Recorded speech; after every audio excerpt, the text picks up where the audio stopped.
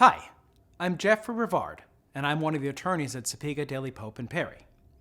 The word probate isn't always met with a warm reception. Say the word and some people cringe, and others may roll their eyes and shake their heads in disgust. In this video, I'm going to clear the air and explain that the probate process really isn't all that horrible. So what exactly is the probate process? When someone passes away, chances are they had possessions they've left behind. Things like everyday belongings, cash, bank accounts, and maybe real estate. Who gets this stuff now? Could you imagine if the rule was just finders keepers? Chaos would break out whenever someone passes away.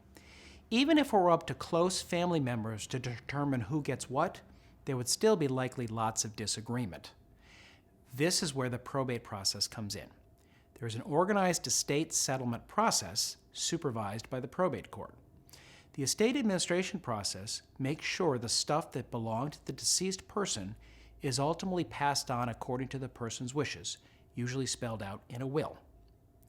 And if the person who passed did not leave a will, the state of Connecticut imposes a set of default rules to decide who gets that person's stuff. Side comment: if you don't have a will, but you don't want the state of Connecticut to decide who gets your property, well, you better get on the stick and go get a will. Probate tends to be a slow process, but that is because time is needed to make sure all of the deceased person's debts are satisfied and various administrative expenses get paid. So probate isn't necessarily a bad thing, it's necessary, but it is a process and it does take some time and work for an executor to complete it. That said, a lot of people want to avoid the probate process, and they can do that by careful estate planning. One smart way to avoid the probate process is by putting your assets into a revocable living trust. A properly funded revocable living trust can still carefully set out who ends up with your property after you die, but in a way that avoids the formal probate process. But is this really necessary? A lot of people out there insist that a trust is necessary because they believe the probate process is always horrible and frustrating. My main point is that this is often not the case. However, there are some situations where setting up a living trust is a particularly smart thing to do. One example is when there is family disharmony.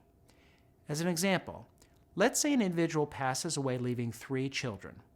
The parent and 2 of those children got along great, but unfortunately the 3rd child was bitterly estranged from parent and siblings. Now the parent was smart enough to have a will, and that will said, I leave all my property in equal shares between the 2 good children, explicitly declaring nothing is to go to that estranged child.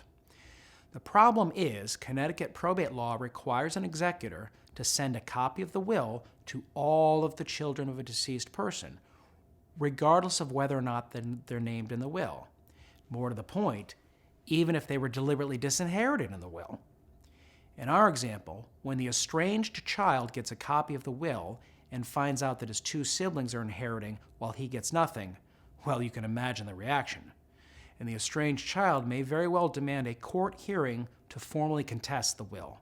And that will result in a lot of additional costs and delays in the process, not to mention stress on the parties involved. This happens a lot in real life. We see it all the time. But if the parent left most of their property in a living trust, well, then it's a very different story. The living trust document is a private document, and the estranged child is not entitled to see a copy of it or know what's in it. Crisis averted. Another example where avoiding probate with a living trust is a good idea is when you own real estate in multiple states. If you pass away with real estate in multiple states, your executor is going to have to go through the probate process in each state. Yes, I'm telling you in this video that probate really isn't all that bad, but having to go through probate in multiple states is going to be inconvenient for the executor, and that tends to add to the overall settlement cost as well. Yet if that person dies, the out-of-state property is held in a living trust, well then there will be no need for the formal probate process in that state. In this case, a living trust would be a good strategy because it saves time and money.